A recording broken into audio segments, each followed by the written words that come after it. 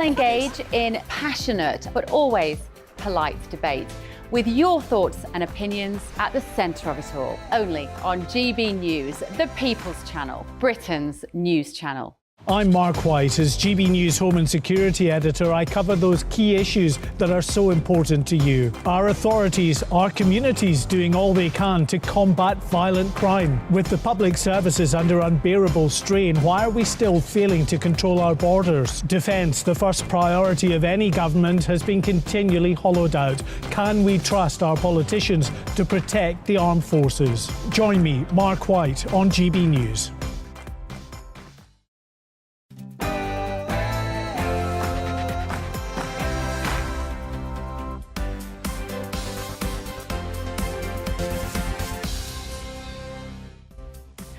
Good morning. You're watching and listening to GB News. This is Friday morning with Esther and Phil. We've got lots coming up this morning. Our People's Poll this week asks whether you agree that 16-year-olds is too young to change gender, and if the UK government should have intervened with the controversial reforms introduced by the Scottish Parliament. So we'll be talking to the leader of the Alba Party in Westminster, as well as the Secretary of State for Scotland, Alistair Jaffe. And as the Met is rocked by yet another scandal, we speak to a policing and crime commentator about whether now is the time to break up the Met and start all over again. We'll also be joined by a young man who attended Andrew Tate's Hustlers University and says the controversial social media star has had a positive impact on society. But has he fallen under the spell of a misogynist? And of course, we want to hear from you this morning. So if you want to get involved in the show, you know how to do it. Email us at gbnews@gbnews.uk or tweet us at gbnews. But before we start, here are the headlines with Rihanna.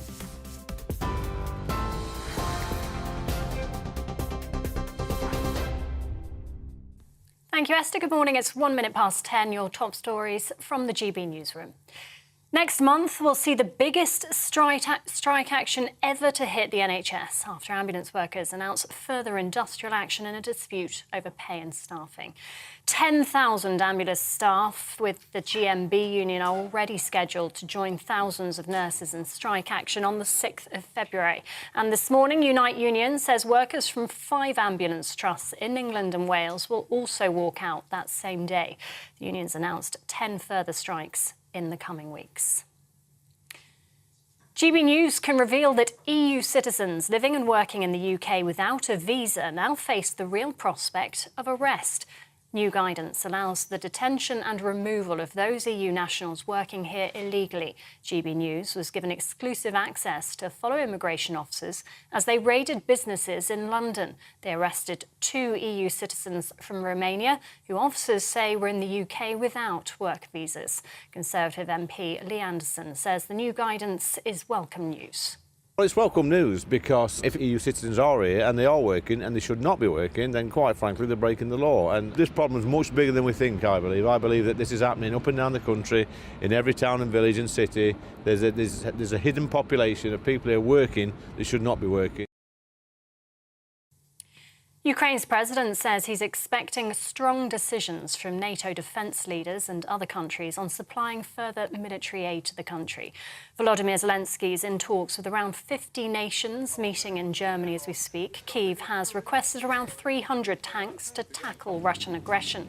The UK became the first nation to dispatch 14 British Army tanks, but Germany is under increasing pressure, with experts saying their Leopard 2 tanks would be more suitable on the battlefield. Chair of the meeting, US Defence Secretary Lloyd Austin promised the US and its allies would support the country for as long as it takes. Russia is regrouping, recruiting, and trying to re-equip. This is not a moment to slow down. It's a time to dig deeper. The Ukrainian people are watching us. The Kremlin is watching us. And history is watching us. Lancashire police are reportedly looking into the video of Rishi Sunak not wearing a seatbelt in a moving car.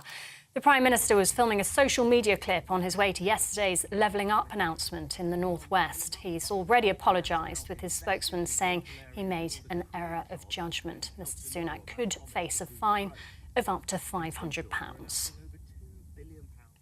The latest deadline to restore Northern Ireland's power sharing at Stormont has passed without an agreement. The UK government must now call another Assembly election within 12 weeks. The Northern Ireland Secretary could opt to delay the election in the hope the UK government and EU can secure a deal. Retail sales across the UK have fallen for a second month in a row as customers cut back on spending. The Office for National Statistics says sales dropped by 1% in December, performing far worse than experts had predicted over the vital Christmas period. That's 1.7% lower than pre-COVID levels. Non-food stores were most affected, falling by 2.1%. And American singer David Crosby has died aged 81 following a long illness. He co-founded 2 rock bands in the 1960s, the Byrds and Crosby, Stills and Nash. His career also saw him achieve the rare feat of being inducted into the Rock and Roll Hall of Fame not once, but twice. This is GB News. We'll bring you more as it happens. Now, though, it's back to Esther and Philip.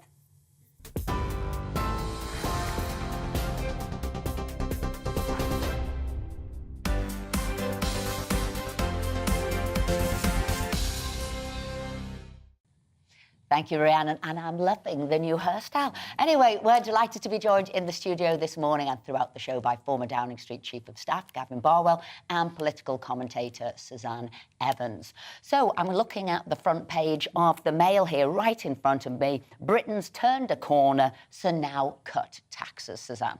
Yeah, absolutely. I'm always in favour. I think government should be able to let people keep as much as they can of their own money. Personally, if I was in charge, it would be about cutting government spending rather than raising taxes. We've got the highest tax burden, I think, for some 70 years now. They've just been going up and up. And this is under a so-called Conservative government, which is supposed to be a low tax party. Clearly, it isn't at the moment. So inflation's dipped. OK, it's dipped very slightly, just by 0.3 percentage points, I think it is, isn't it? 4 percentage points. And clearly things are going to get better. It's going to fall next year. Energy prices are inevitably going to fall. That's going to help cut inflation. The wholesale price of gas and electricity has come down. Still 4 times higher than it was before Russia invaded Ukraine. But they will come down. Yes, they need to come down. Well, let me turn to... Things are getting better, so time to cut taxes, yeah. Gavin there, who you would have been working very closely with Theresa May. People would have been lobbying you to say, reduce taxes. Is now the time? I can see a couple of them here. Yes, you can see a couple. Exactly, right. So, should we, and how do those negotiations go with the Prime Minister, and who else is he going to have discussions with? So it's primarily between the Prime Minister and the Chancellor. I mean, like Suzanne, I'd like to see taxes be lower. I'd just make 2 points as sort of caveats. She's absolutely right to say the tax burden is at a very high level, but that's not because tax rates have gone up loads. It's because our economy has not grown very strongly. So the given amount of public spending is taking up a bigger share of the total national income. So like really, the way you rephrase that. Yeah, well, it's important. It's important to understand what's causing the problem. So actually growing the economy is the key thing. And then I think the other challenge the government's got is it's got a lot of its backbenchers saying we want to get taxes down, but it's also got people worried about the NHS at the moment and a number of other public services. So the difficulty in government is always balancing the demand to improve public services and the concern that we shouldn't be asking people to pay too much of the money they work hard to earn in tax. Yeah. I mean, Suzanne, Gavin's got a good point, hasn't he? That, I mean, he says that some people say we should cut taxes and some people say we should put up spending. Often in Parliament, it's the same people, actually, who on the one hand are saying we should cut taxes and on the other, give me more money. In the next breath, we should be spending more on this, that and the other. That's the problem the government really has, isn't it? There's always pressure to spend more money on everything. Well, there is, but I think I would argue that public services don't necessarily need more money spending on them. They need to be better managed. I mean, look at the NHS. I think we're spending £725 million more a week on the NHS than we were in 2016. NHS spending has gone up, I think, 39%, allowing for inflation since 2010, since the Conservative government, well, then the Liberal Democrat Conservative coalition took over. So NHS spending has done nothing but gone up and up and up. Is it any better? No. 7 million people now on the NHS waiting list. Throwing money at these issues doesn't necessarily work. I think it's got to be So, Gavin, I just wanted to ask about because on this whole point, you know, as Suzanne sort of indicates, the Conservatives are never going to get credit for spending enough on... no one's ever going to say, oh, the Conservatives are spending enough on education, spending enough on the NHS or whatever. So maybe there's an argument to say, well, just take the hit on that because you're never going to spend enough to satisfy anybody anyway. At least deliver low taxes where you might get some credit for. So, I mean, I think the amount we spend is the wrong test, isn't it? What we should be judged on is how good a service is the NHS providing to people, how good are our schools in terms of the education they're giving our kids. And Suzanne is right that the government has increased NHS spending, but I suppose it would also be fair to say that as a country we don't spend as much on health as a number of comparable countries. So to me, the answer has got to be a combination of the two. Are you giving the service the resource it needs to do the job, and we've got an increasingly elderly population, but also is it run efficiently? This isn't government money we're spending, it's your viewers' money. And therefore, one of the jobs of government is to make sure that the money that we ask people to pay in taxes is being spent in the most efficient way. But we're certainly not in the low part of what we spend, though. We're sort of right up there in the sort of the middle of the sort of but we're not, P8. Yeah, I think a fair thing to say, we've increased the NHS budget every year since 2010, but not by the amounts it was used to under Labour. And that's partly because of the financial situation we inherited. But I think, I suppose what I'm saying is the debate has got to be about both. Is the resourcing sufficient? And I think given an increasingly elderly population, we are going to have to spend more on it. But also, quite legitimately, is the service being run efficiently? And are we getting value for money out of what we're putting in? But when Rishi was asked the question yesterday, I don't think he seemed to be in the best of moods. And he's saying, oh, my goodness, we've got to get inflation under control. And he sort of said, we can't because of the reasons you know. He said, you're not idiots. You know what it is. So I'm thinking, is this the Prime Minister under pressure here, the language used? I suspect if he went back, he wouldn't use that phrase because clearly a number of his backbenchers are calling for tax cuts and he wouldn't want to refer to them in those terms. So I agree with him that he's right to say the first job in November in the autumn statement was to get inflation under control. But all Conservatives, I think, believe the tax burden is too high, so we need to be thinking about what's our answer to that over time to deal with it. But this front page of the Mail, that will gather steam and momentum. People will be wanting tax cuts. So this week's furore, and I'll say Gavin and Suzanne are staying with us. Now, this week's furore over the SNP's passing of controversial gender recognition reforms has placed strain on the system of devolved government in Scotland. The government in Westminster is taking the unprecedented step of using a Section 35 order to prevent the bill in Scotland from being given royal assent and passing into law, a move that has enraged many in Holyrood. Well, joining us now is the leader of the Alba Party in the House of Commons, Neil Hanvey. Hi there. Happy for you to be with us this morning. But first off, can we just sort out, do you agree with these gender reforms that the Scottish Parliament are wanting to put through? No, I don't, actually. I think there are some very serious concerns that I have attempted to raise when I was a member of the SNP, and others are frightened to raise because of the repercussions that those of us who have put our head above the parapet have suffered as a consequence. And, balancing rights is not a simple matter. The SNP want everybody to believe that this is just an administrative change, when actually it has a significant consequential impact on our understanding of fundamental material categories like sex, what that means, and it distorts our language, and it's really a completely unacceptable piece of legislation, the way that it's been brought forward.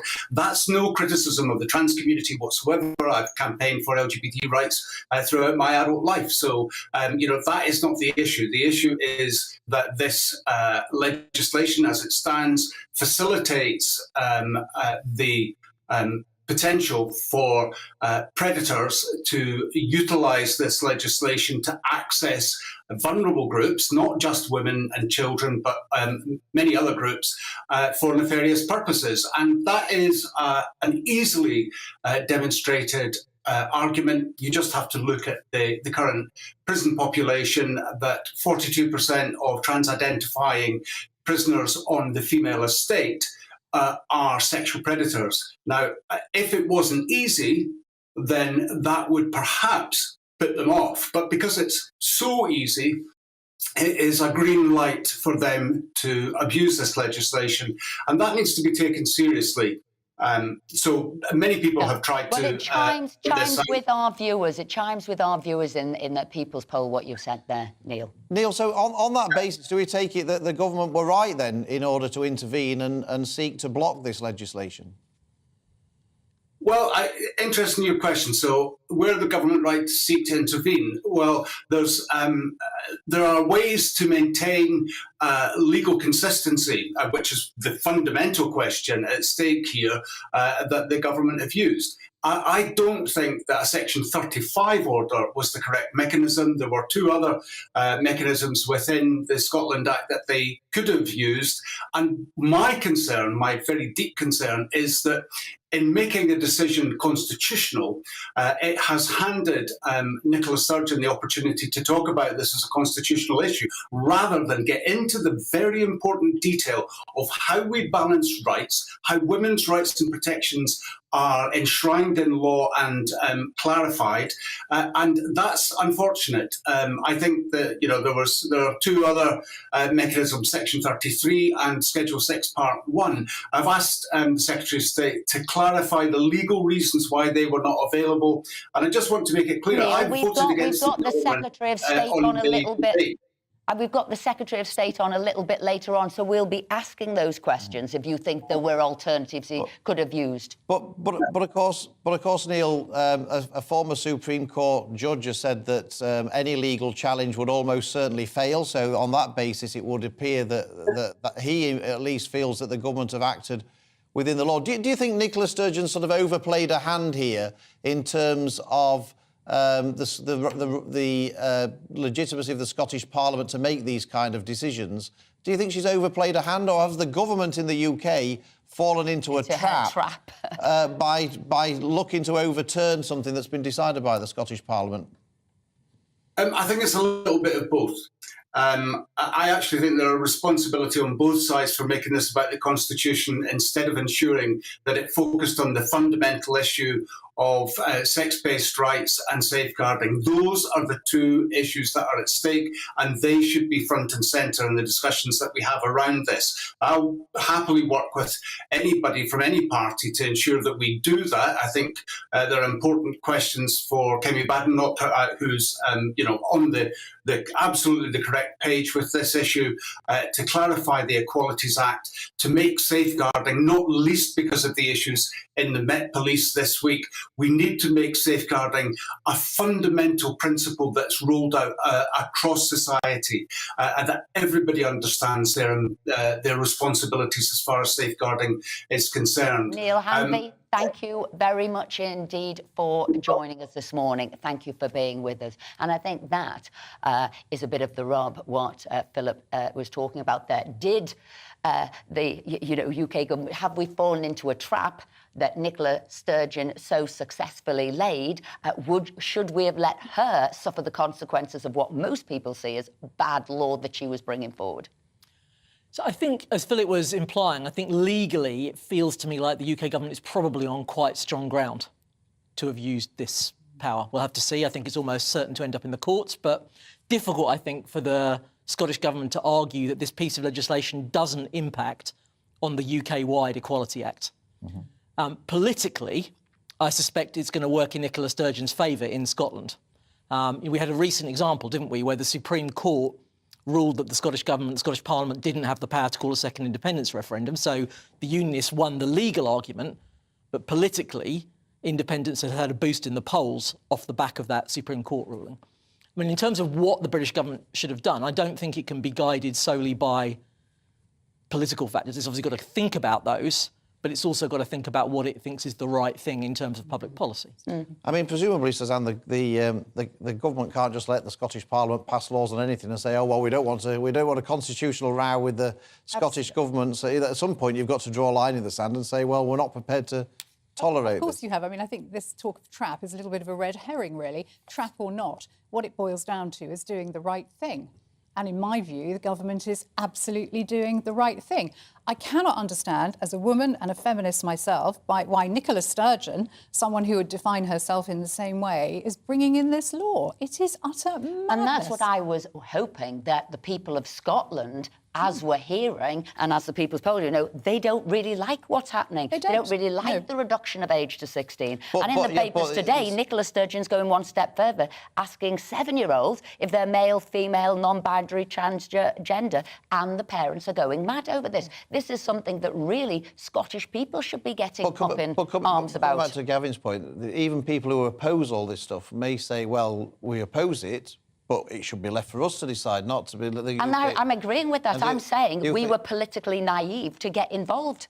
I don't think so. I mean, as I say, I suspect most Scottish people really oppose this. And I think it'd be interesting to see how the SNP and Nicola Sturgeon's popularity does as a consequence. But, you know, everyone in Scotland has got wives, daughters, sisters, mothers, who are going to be put at risk from this law. I think Jenny Murray the broadcaster, has made a very good point in today's Daily Mail, saying, you know, you could see a sort of trans tourism arriving, where a man could go to Scotland from England or Wales or Northern Ireland, get defined as a woman, and then abuse the rights of women in single-sex spaces. Yeah. I mean, the polling I've seen suggests that the public actually have quite a sensible view on this. I mean, I actually think Neil phrased it very well. There is a clash of rights here. That's why it's a difficult issue. And most of the polling I've seen suggests that people are sympathetic to maybe making it easier than it currently is, but worried that this particular piece of legislation goes too far. And goes too far, I think, in two regards. First of all, a concern about 16, whether that's old enough. And secondly, whether there should be some evidence to support an application. Absolutely. So you're wanting it more so that medical necessity remains. Yeah, or evidence that someone has lived in the gender that they identify with for a period of time. So to me, if I were in government now, the UK government, I would be pushing the line that what we want is to sit down with the Scottish government and see if we can arrive at a compromise. We don't want to say you can't legislate on this at all, but there are concerns that this goes too far and interacts with the rights of the UK government. I don't know, it's difficult to argue with zealots, isn't it? And I think there are clearly people in the Scottish Parliament, and of course across the country as well, that are absolutely convinced that they're doing the right thing here. They are determined to push their trans rights agenda, even though according to the latest census, only 0.5% of people identify as trans. And obviously politicians... It's the minority that has taken over. Even if it's a small minority, we need to respect how they feel, but they can't dictate. Exactly. We've got to find a balance of the rights here. Absolutely. Coming up, we'll be looking at the dire state of policing in the UK as polls suggest that trust levels are at an all-time low with the public. So don't go anywhere. This year on GB News, we've got brand new members in the family. Join us. Across the entire United Kingdom, we cover the issues that matter to you. GB News will always stay honest, balanced and fair. We want to hear whatever is on your mind, and we don't talk down to you. The establishment had their chance. Now we're here to represent you. Britain's watching. Come join us on GB News, the People's Channel. Britain's news channel.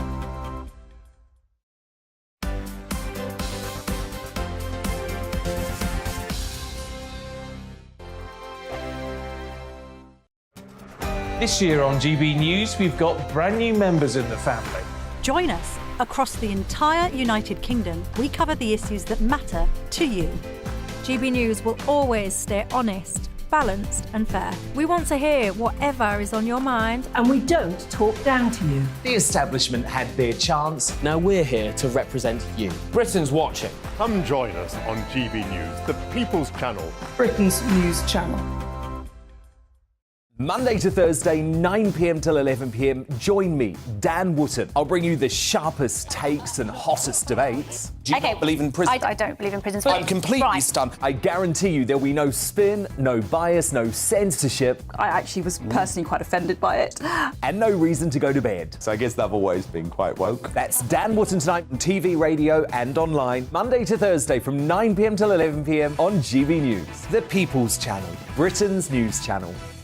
We are GB News, and we'd like to say thank you to each and every one of you for bringing us your conversations, for helping our great nation find its voice. We are here for you on radio, television, and online, across England, Scotland, Wales, and Northern Ireland. It's not the BBC, you actually get your facts right. We are proud to be GB News, the People's Channel, Britain's news channel.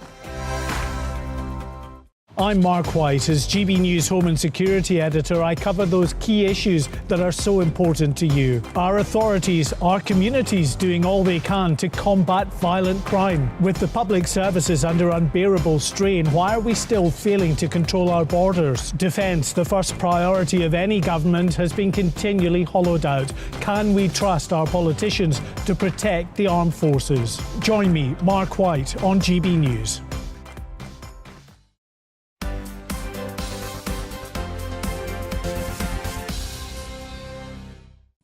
Welcome back, it's 10:24. GB News can reveal EU citizens living and working in the UK without a visa will now face the real prospect of arrest and deportation. Immigration enforcement officers have been issued with new guidance allowing for the detention and removal of those EU nationals who are working here illegally. Our Home and Security Editor Mark White was given exclusive access to follow immigration officers as they raided businesses in London, arresting 2 EU citizens from Romania who officers said were in the UK without work visas.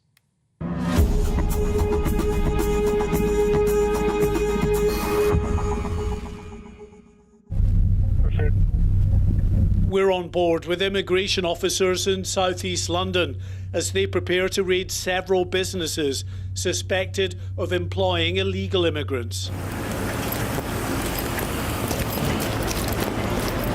Arriving at this skip hire firm, these officers have to move fast if they're to stop their suspects disappearing. Searching all the possible hiding places as they go.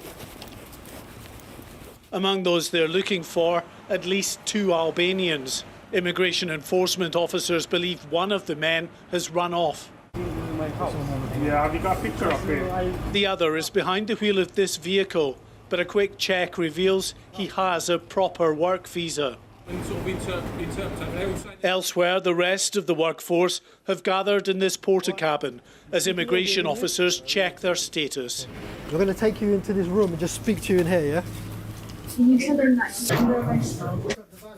After speaking to this Romanian, he was placed under arrest on suspicion of working in the UK without a proper visa.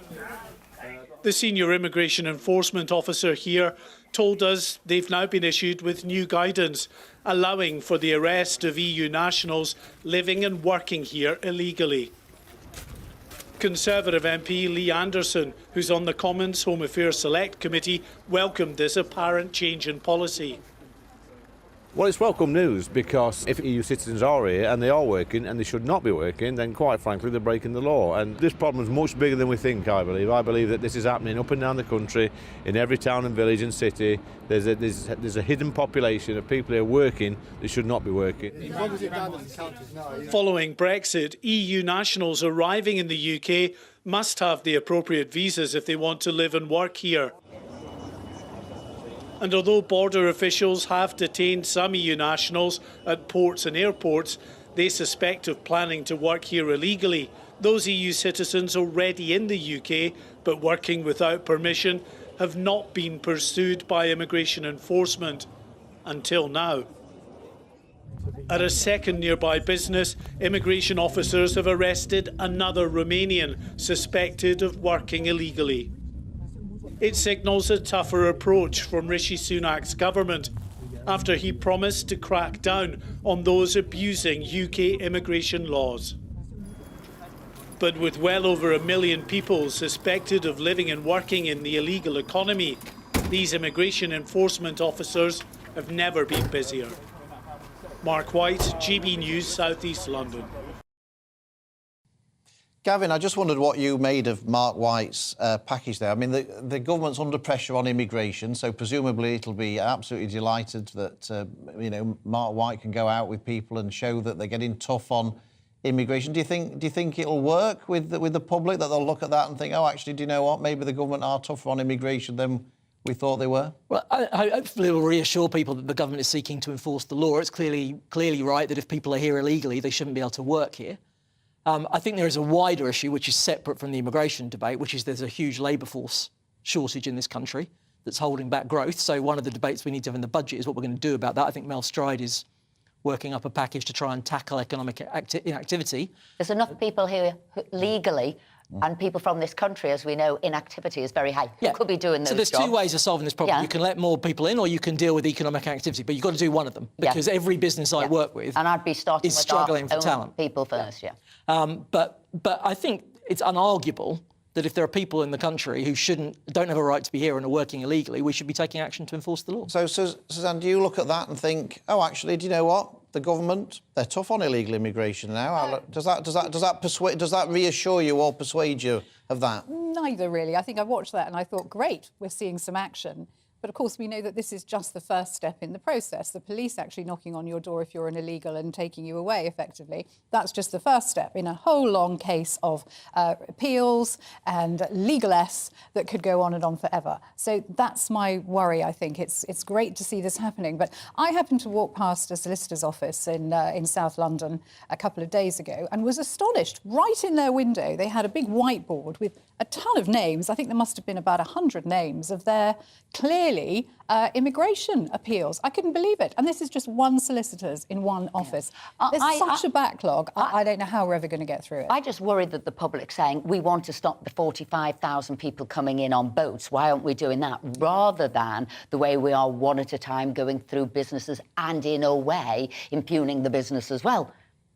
Yeah, well, so, look, I mean, partly one of the reasons people cross illegally is they think they can work here in the black market. So the two issues are interlinked. You're right that it shouldn't just be about the individuals. If there are businesses that are persistently hiring people that don't have a right to work here, that's legitimate to look at. I also think the public make a real distinction between illegal and legal immigration. I think if they have more confidence, to Philip's question, if the public have more confidence that people weren't able to come here illegally, they'd probably be a bit more relaxed about people that do come here legally through the process. Yeah, absolutely. I think that's right. Nobody wants to stop immigration. It's a very important part of our national economy. The fact that Great Britain is open for business and open to the world is a great thing. But the fact is we want people to play by the rules. And unfortunately, this is where I think the government hasn't been able to get a grip, partly because we're still in the ECHR, which means that it's much more difficult. And, yeah.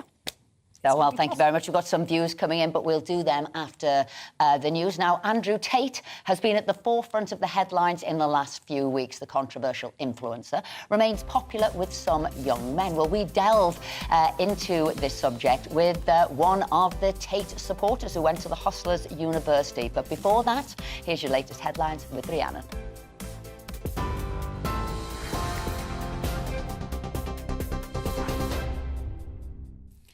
It's 10:31, your top stories from the GB newsroom.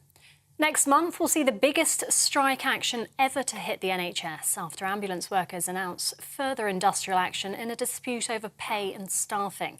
10,000 ambulance staff with the GMB union are already scheduled to join thousands of nurses in strike action on the 6th of February. And this morning, Unite Union announced workers from 5 ambulance trusts in England and Wales will also walk out that same day. 10 further strikes are planned in the coming weeks. GB News can reveal that EU citizens living and working in the UK without a visa now face the real prospect of arrest. New guidance allows the detention and removal of those EU nationals working here illegally. GB News was given exclusive access to follow immigration officers as they raided businesses in London. They arrested 2 EU citizens from Romania, who officers say were in the UK without work visas. Retail sales across the UK have fallen for a second month in a row as customers cut back on spending. The Office for National Statistics says sales dropped by 1% in December, performing far worse than experts had predicted over the vital Christmas period. That's 1.7% lower than pre-COVID levels. Ukraine's president says he's expecting strong decisions from NATO defence leaders and other countries on supplying further military aid to the country. Volodymyr Zelensky's in talks with around 50 nations meeting in Germany. Kyiv has requested around 300 tanks to tackle Russian aggression. The UK became the first nation to dispatch 14 British Army tanks. But Germany's under increasing pressure, with experts saying their Leopard 2 tanks would be more suitable on the battlefield. And American singer David Crosby has died aged 81 following a long illness. He co-founded two rock bands in the 1960s, The Byrds and Crosby, Stills and Nash. His career also saw him achieve the rare feat of being inducted into the Rock and Roll Hall of Fame not once, but twice. TV, online and DAB+ radio, this is GB News. Don't go anywhere. Esther and Philip will be back in just a moment.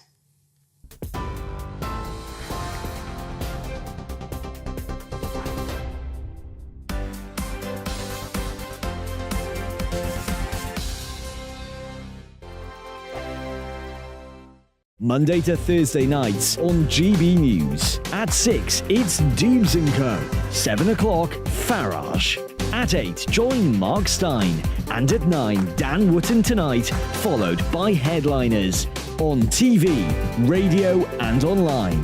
This is GB News. We are GB News, the People's Channel. Why not take us home with you by visiting the GB News shop at gbnews.store. You'll find all the official merchandise, a really good present actually for yourself, your friends or your family. We ship across the UK mainland at no extra cost. GB News, the People's Channel. Here on GB News Live, we'll be keeping you in the picture, finding out what's happening across the country and finding out why it matters to you. We'll have the facts fast with our team of reporters and specialist correspondents. Wherever it's happening, we'll be there from 12 noon on TV, radio and online. GB News, the People's Channel, Britain's news channel.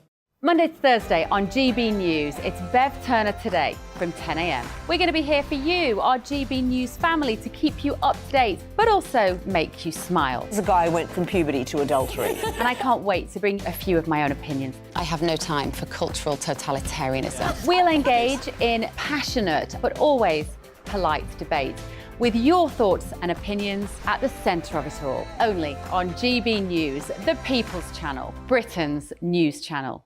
Hi there, it's Stephen and Anne. At breakfast from 6 a.m, you'll always be caught up with everything you need to know, the latest headlines, opinions and debates. We'll bring you the good news and the bad, but most of all, we're here for you. Remember, send in your views and let us know what you would like us to talk about. That's because we're your news channel. And every morning at 6 a.m, it's breakfast on GB News.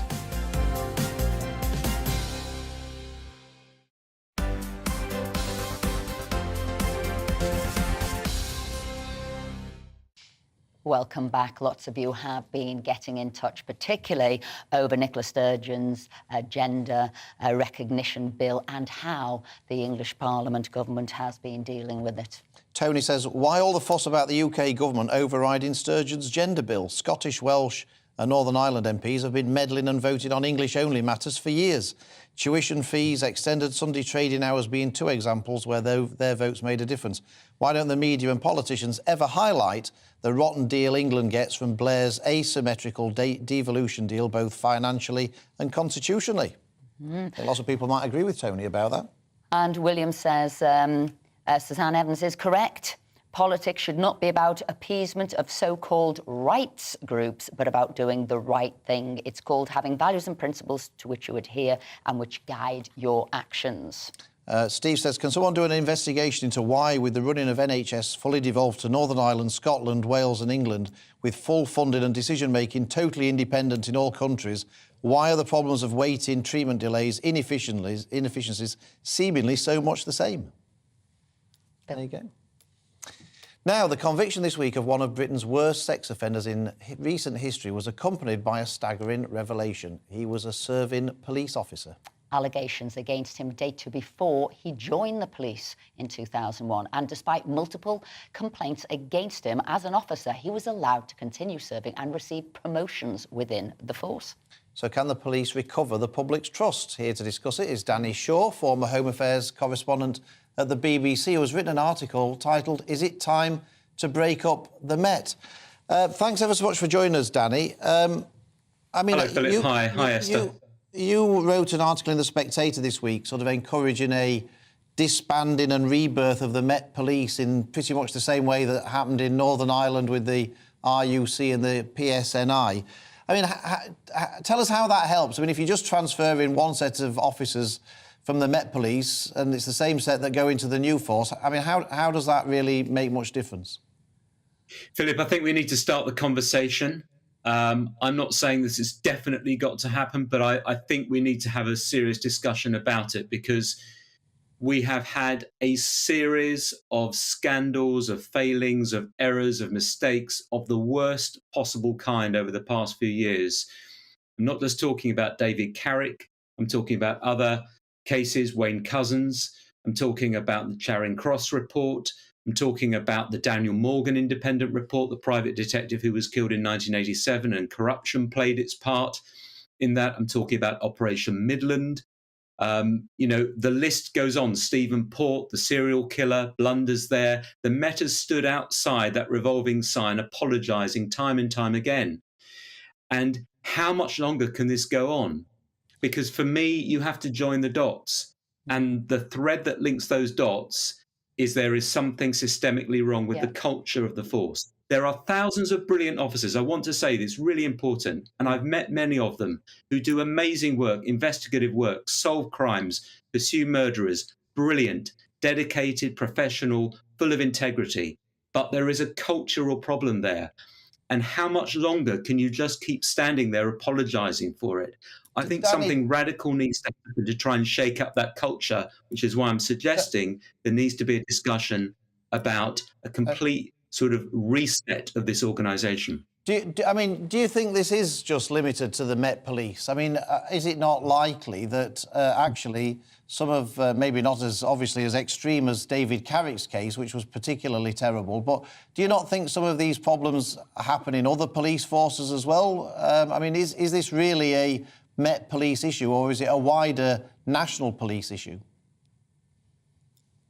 I think there are two issues that we're looking at here. One is a problem of misogyny, abuse, discrimination, harassment, failure to tackle domestic abuse properly within the ranks of the police service, across a number of forces. I think you're absolutely right. And I'm sure that there are other forces that will overturn those stones and find some really awful things underneath. We've already seen examples of departments, for example, in Hampshire Police, that were abusive and had a terrible attitude towards women and ethnic minorities.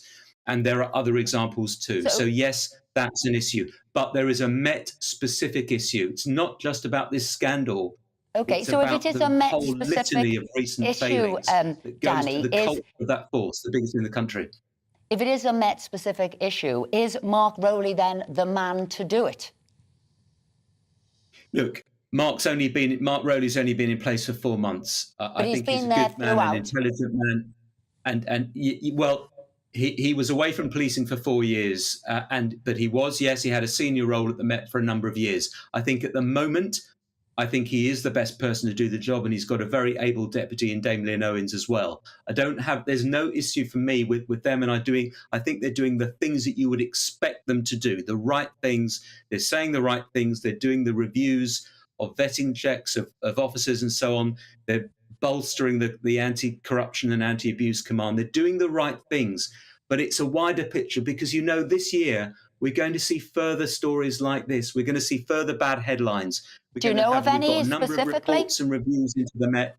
You can't just keep on apologising and saying, Danny, we'll carry on with the force as it is. Thank you very much indeed for joining us. I'll come back to our guests in the studio. So the Met in the last chance saloon? Yeah, I think so. I mean, I was a London MP, and I think there are two terrible things about this story. One is that many women in London do not, if they're feeling vulnerable on the streets, they do not feel they can turn to a police officer, and that is a shocking state of affairs. And the second point I thought Danny made very powerfully, and I can attest to this personally, that there are many, many fine officers in the Met, and their reputations are besmirched by these constant disgraceful scandals about the culture within the organisation that has allowed these people to continue You're in right, their jobs. because it's something like 45,000 in the workforce there in the Met. We're hearing about one or two really, really bad characters. I mean, Suzanne, it strikes me that, you know, I mean, as Gavin says, vast majority of police officers go into it for all the right reasons. They're very good, they're dedicated, they give a great service. But it seems to me that if you're a really bad person, the police force might be a good place for you to want to try and get into, because it is the perfect cover, isn't it, for doing bad things, which is what we've seen in the past. And so it seems to me that the police should be even more alert than anybody else about trying to root out people. Do you get the impression that they don't really do enough in terms of trying to stop these people from joining in the first place? Well, they clearly don't. Or David Carrick would never have been allowed to join because his crimes go back to before he became a member. But worse than that, Sandra, he's had promotions. And when you have promotions, you apply for a job, you go through a recruitment process, and you should be looking at any other any other things that have gone on along the way. Yeah, I mean, it is the most shocking story. But as Danny said in that interview, we are going to be hearing more stories like this from the Met. The London Police Commissioner is reviewing 1,600 cases of alleged sexual offences or domestic violence involving its officers since Carrick was convicted. 1,600. So if you're talking about a Met police force of 35,000, that's like just 4.5%. That's 1 in 25. Thank you very much. This is not going to be the end of this. Absolutely, I don't think you're quite right. It won't be now. The controversial influencer Andrew Tate was arrested earlier this month in Romania on suspicion of sex trafficking. But Tate's influence hasn't waned amongst some young British men who consider him to be a paragon of masculinity. We're joined by one of those young men now, 20-year-old Jack Calvert, who attended Tate's Hustlers University, as well as Jess Gill, who isn't quite as impressed with him as Jack. Jack, I mean, look, I'm genuinely puzzled here. Andrew Tate is sort of considered to be, you know, a misogynist. I'm not even sure if he's a self-confessed misogynist. He's been arrested on suspicion of sex trafficking. He's talked about hitting, slapping and choking women and stopping them from going out. I mean, what on earth is there to admire about a man like that? Well, thanks for having me on, firstly, but pretty much everything you said there is at least questionable at best. So, for example, you said he was a self-confessed misogynist. That's not particularly true. He's actually came out multiple times and said he isn't. And again, the same with the grabbing, choking, slapping. That was taken out of context, where he was asked a question if a woman attacked him in his own home, what he would do. So you've got to see a lot of these things that are being slandered across the media are actually false or taken out of context. And, you know, the line of questioning like that is kind of the problem, is people jump to the conclusions. They read, you know, they read the articles and they see the bad things, and they don't see the motivational speaking he does and stuff like that. So that's what I was going to ask you there, Jack. What was it you're drawn towards him on? I mean, you're on telly defending him. Why? Yeah, that is a good question. If I'm honest, obviously the strong kind of masculine side of him, I suppose, is something that's quite a lot of young men, I guess, look up to. And you can't lie, the supercars and all of the kind of flashy money is something that is clearly appealing to lots of young men, I suppose, if you put it that way. Wager that maybe Andrew Tate isn't as bad as people are trying to make him out to be. I want Jess to see if she now supports you, Jack. I'm seeing if you've got a convert in Jess here. No, I still don't support Andrew Tate. I don't agree with this hedonistic attitude of just making money, just getting as many women as possible. And it's so surprising that many, quote, conservatives agree with him when his ideals are anything but conservative. And I think this is an issue of making sex. Sex has always been a commodity, but it's been more of a high-valued commodity. It's been women get married and then they allow their partner to have sex with them. And now it's, you know, being taken out for a date is enough for women to be expected to put out. And I think that's completely wrong. And I think people like Andrew Tate take advantage of that. Why do you think that people like Andrew Tate then are so getting such support amongst young men like Jack? Because I think even though he does groom girls, it's terrible of what he does to women, he also grooms innocent boys, vulnerable boys. Many men, feel that they can't be ambitious in this society, that they can't approach women, and Andrew Tate has a solution for that, because we're taught by the British left and by progressives that women cannot be contacted because men are vile, men are terrible, and that's simply not the case. I think we need a more balanced discussion between both genders of how to approach each other respectfully.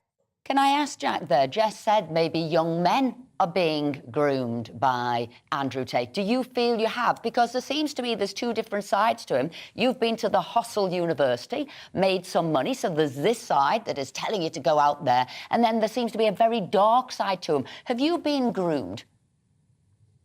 I definitely wouldn't say I've been groomed. I feel like I've been shown a particular, I suppose, way of making money and a couple of things like that. Like what? Give us some examples. Give us some examples of how you make money. You know, it's things like retail arbitrage, you know, e-commerce, stocks, marketing, cryptocurrency, stuff like that is the main ways. And how much have you made?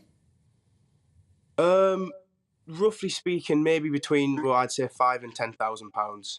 In a year, in a week, in a month, in a day? It was probably over the space of 2 or 3 months. That's pretty good, isn't it? I mean, look, Jack, is there anything that Andrew Tate could do which would make you change your opinion of him? I mean, if he's found guilty of these sex trafficking charges, for example, would you say, well, actually, do you know what? I got him wrong. He is a wrong un, actually, after all, and I misjudged him more. Even if he were convicted, would you still actually come and defend him on our station? If he was found guilty, I would happily come on here and hold my hands up and say, you know what, I misjudged him, and he's a terrible person. Because the things he's been accused of are terrible, and I wouldn't stand by anyone who does that. However, personally, you know, he's innocent until proven guilty, and I do believe what he says in that he is innocent. Jack Calvert, Jess Gill, thank you so much indeed for joining us this morning. Fascinating conversation. But I mean, he is a phenomenon. I mean, millions and millions of people, young men, are following this chap. And what pull has he got?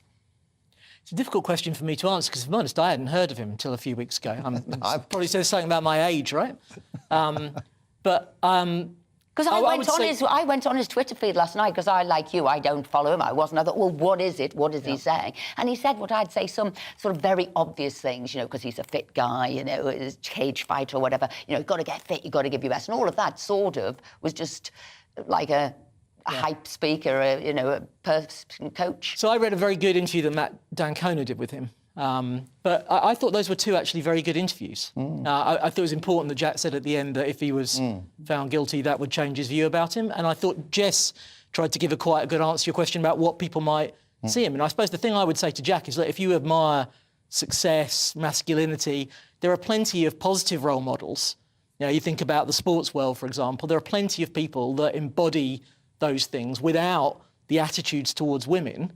He'll say he came from the sports world, but you were reading there's a dark side to it, isn't there, right? Which you don't get. There are other people out there that embody some of the things Jack was talking about. But you said you'd read about how he was getting women involved. There was a piece I think I saw it on the BBC website this morning where they'd got two women who he had contacted through their sort of DMs when they were schoolgirls still, trying to sort of lure them in, essentially. So that was a very worrying sign of some of the tactics that have been used, potentially. I guess we'll probably hear more if there's a court case. Yeah, like Gavin, I didn't know about this man until very recently, but he's quite clearly ghastly.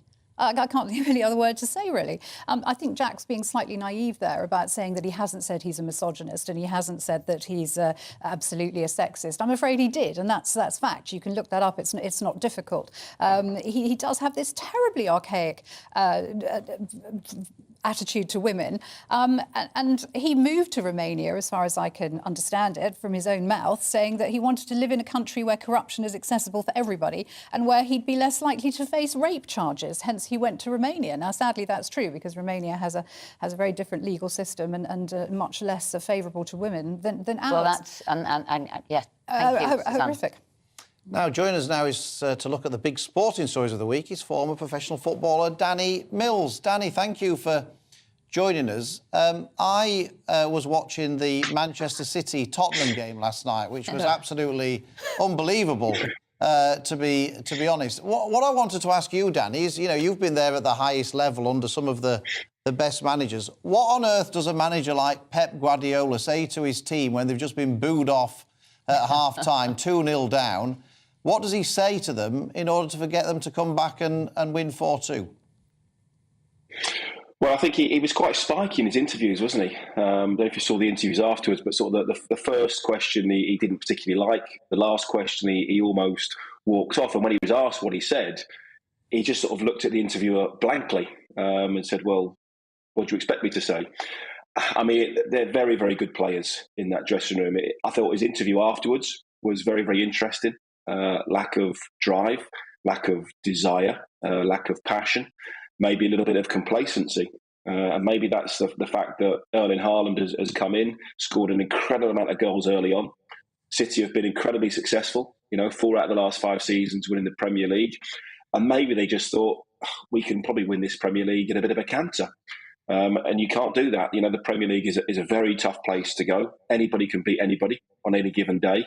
But I thought his interview afterwards was quite scathing on the players. Had a little bit of a dig at the fans as well, and said, look, we all need to up our game massively if we want to improve.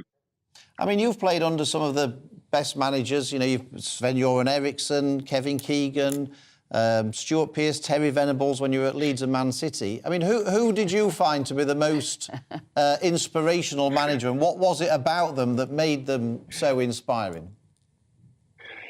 Bizarrely, actually, one of the best managers that I played for was Alan Pardew when I was at Charlton. Alan was sort of the latter end of his career, understood the process of the influence of senior players and what they bring to the club.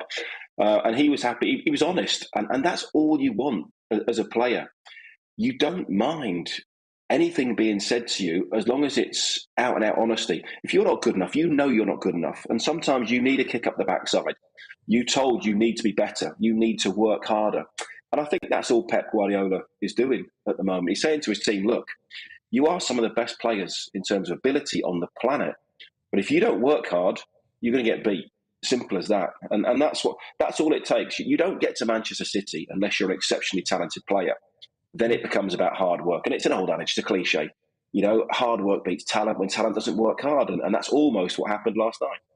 I wanted to ask a question about Klopp and Liverpool. Obviously, you can tell by my accent that that's my team. What's gone wrong with Liverpool? What's gone wrong? Is it Klopp? Is it the players? You talk about you've got to be brilliant players to get into a team. They must be in that team. What's gone wrong? Well, I think injuries haven't helped. That's been a real problem for them. When they get their players back, not a huge problem, especially in the forward areas. I think there is a little bit. They don't quite have the investment like Manchester City have, or Newcastle, or Chelsea, with Todd Bowley, who's a kid in a sweet shop at the moment. Whoever's for sale, he goes and buys. Whoever's not for sale, he still goes and buys. And they have a ridiculous, size squad now. Liverpool run things differently. I think they need legs in midfield. They need a little bit of energy in the midfield area, which they haven't really addressed. Jordan Henderson's been fantastic, but again, the twilight of his career now. And maybe they just need to bolster the defence. We've seen it before. The importance of central defenders. When Vincent Kompany wasn't at Man City, they struggled.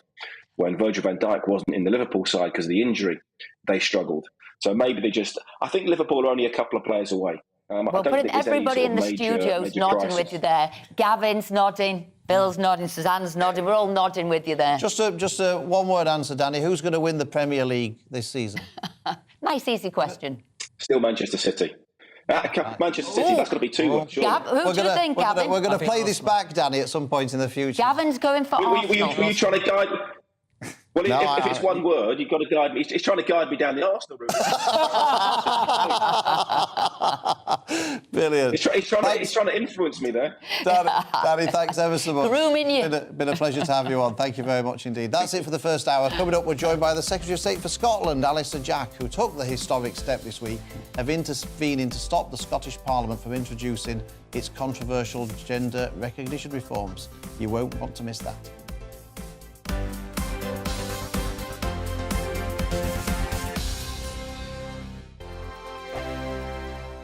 Every morning from 6 o'clock, we'll wake you up with GB News Breakfast with all the stories you didn't know from the night before. So whether it's serious news, entertainment, or your own views from all over our great nation, we're here to kick off your day with a smile. And the national media should be reflecting and reporting what's happening here. You will notice the northwestern accents. Whether you're with us on TV, radio, or online, every morning it's breakfast from 6 a.m. Hope you can join us. We are GB News, right across the nation. You can get us on television, on radio, on digital. We're absolutely everywhere. Amazing! You see, amazing! You remind me of me in the European Parliament. But here's the most important bit. We are not part of the mainstream establishment. We think and speak just like you do. We are the People's Channel. Magnificent. That's really, really thoughtful. Come and join us on GB News, the People's News Channel. My name's Tom Harwood and join me 9:30 a.m. every weekday for The Briefing, your one-stop shop for everything you need to know about what's going on in politics today. I wonder if this is a deal that might need to be like the biscuits in this factory, twice baked. Is there not an opportunity here to win out against the extremes? Tom Harwood, GB News. What are you going to do about it? Things should have been done differently, and they certainly are being done differently. Don't miss it. The Briefing with me, Tom Harwood, 9:30 Monday to Friday on GB News. Join me, Nana Akue, Saturday and Sunday afternoons on GB News. Expect fiery debate and passionate discussion as me and my panel tackle some of the biggest topics hitting the headlines. It's a place for everyone's opinion.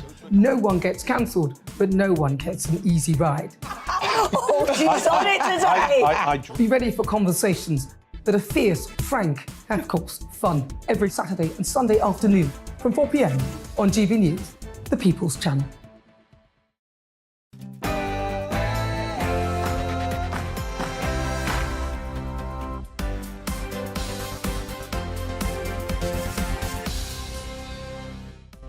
Welcome back to Friday Morning with Esther and Phil here on GB News. We've got lots coming up here this hour.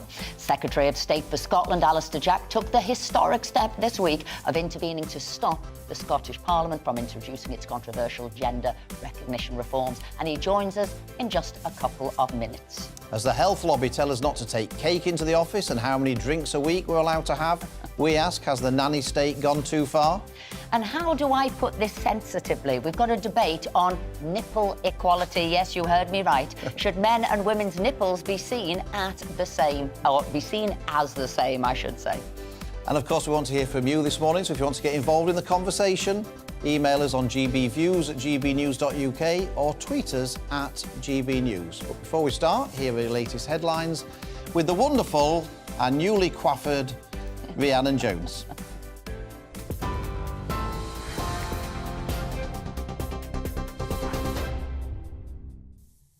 Thank you very much, Philip. Good morning. It is 1 minute past 11, your top stories from the GB Newsroom. Next month, we'll see the biggest strike action ever to hit the NHS after ambulance workers announced further industrial action in a dispute over pay and staffing.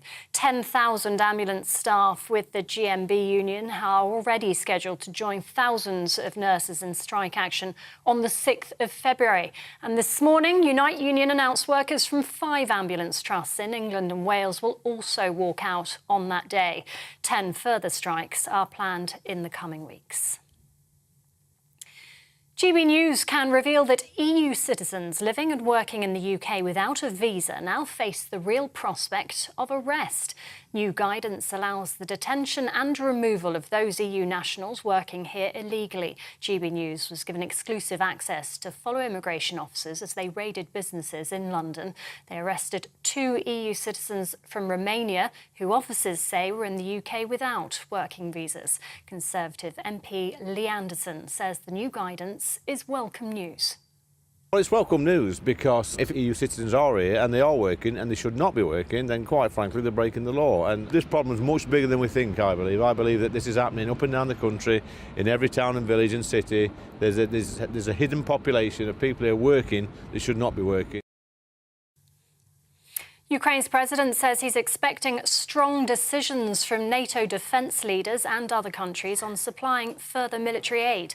Volodymyr Zelensky's in talks with around 50 nations meeting in Germany. Kyiv's requested around 300 tanks to tackle Russian aggression. The UK became the first nation to dispatch 14 British Army tanks, but Germany's under increasing pressure to provide Leopard 2 tanks more suitable to the battlefield. Chair of the meeting, US Defence Secretary Lloyd Austin, has promised the US and its allies will support the country for as long as it takes. Russia is regrouping, recruiting, and trying to re-equip. This is not a moment to slow down. It's a time to dig deeper. The Ukrainian people are watching us. The Kremlin is watching us. And history is watching us. Lancashire police are reportedly looking into the video of Rishi Sunak not wearing a seatbelt in a moving car. The Prime Minister was filming a social media clip on his way to yesterday's levelling up announcement in the Northwest. He's already apologised, with his spokesman saying he made an error of judgment. Mr Sunak could face a fine of up to £500. While Shadow International Trade Secretary Nick Thomas-Symonds says the Prime Minister should be focusing on his job and not PR campaigns. I mean, these are just, frankly, just PR stunts, when what the Prime Minister should be doing is actually dealing with the substance of governing. I would say he should have been perhaps travelling or considering travelling by rail, but when you look at the mess the Conservatives have made of the railways, perhaps that's not such a surprise. But here we are, 13 years into a Conservative government, and I doubt we could name a single public service that's in a better condition now than it was in 2010. Ireland's Taoiseach has expressed regret that the Northern Ireland Protocol was imposed on the Unionist community without its consent. Leo Varadkar says the EU is now willing to be flexible and reasonable in negotiations with the UK over the post-Brexit trading arrangement. Stormont has been without a functioning executive for almost a year now, and the latest deadline to restore power sharing has passed without an agreement. The UK government will call another snap assembly election within 12 weeks. Retail sales across the UK have fallen for a second month in a row as customers cut back on spending. The Office for National Statistics says sales dropped by 1% in December, performing far worse than experts had predicted over the vital Christmas period. That's 1.7% lower than pre-COVID levels. Non-food stores were most affected, falling by 2.1%. And the Church of England has apologised for what it describes as the shameful treatment of the LGBTQI+ community. As part of the formal apology, it admits to making some people feel rejected or excluded when they should be and are welcome and valued. It comes after the Church this week said it'll bless same-sex civil marriages for the first time, though its position on gay marriage won't change. Same-sex couples will still be unable to marry in church. This is GB News. We'll bring you more as it happens now, though. It's back to Esther and Philip.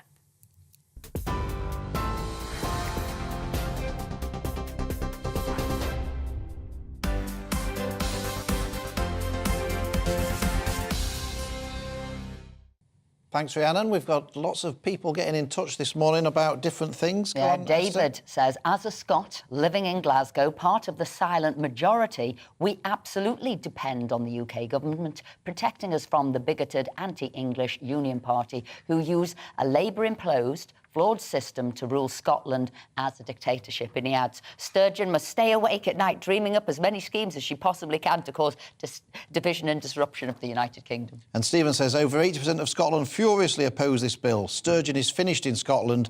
Asking 8-year-old sexual orientation questions has enraged Scotland. The SNP has been infiltrated by the trans lobby to very dark and dangerous levels. Well, joining us now is the Secretary of State for Scotland, Alistair Jack, who this week took that historic step of intervening to stop the Scottish Parliament from introducing its controversial gender recognition reforms.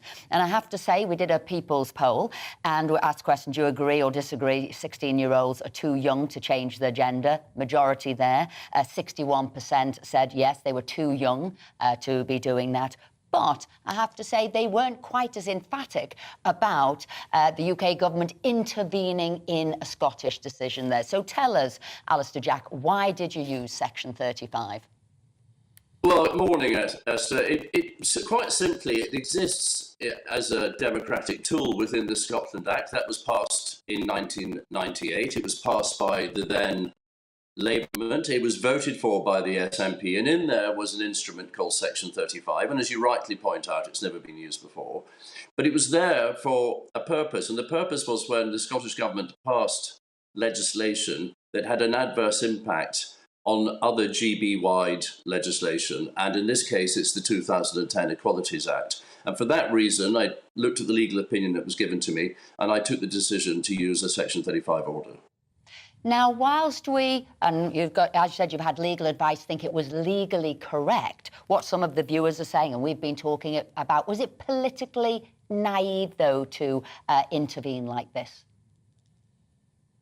Well, I don't think so, because what the impacts are is around increasing the cohort who can go forward. We think the balance is right with the Gender Recognition Act we have at the moment, the 2004 Act.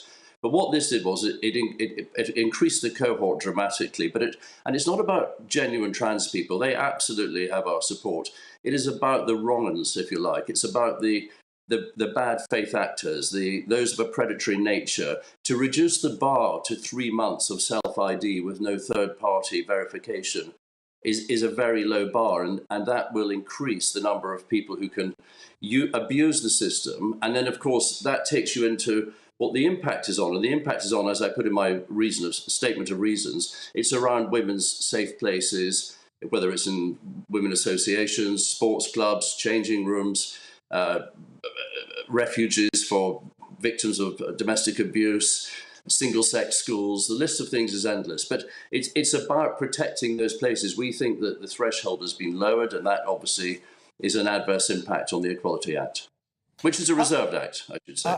I just wondered, though, Alistair, based on that, I mean, is it really, therefore, that the Scottish Parliament have exceeded their powers and have, in effect, overplayed their hand and stuck their nose into something that really is a UK-wide issue? Is it that you object to? Or actually is it, as most people, from what you've just said, might suspect, you just don't agree with the policy and you've just found a way to overturn it?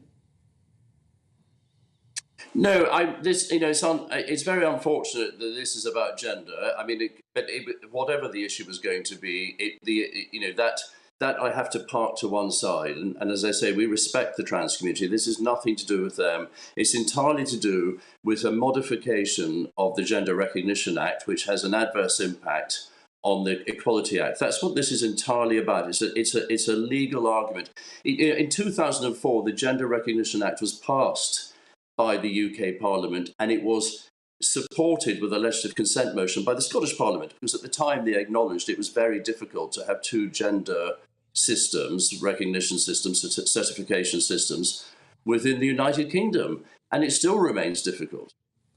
Alison, we had Neil Hanvey, the leader of the Alba Party in the House of Commons, on earlier, and he wasn't unsympathetic, actually, funnily enough, to the government's position.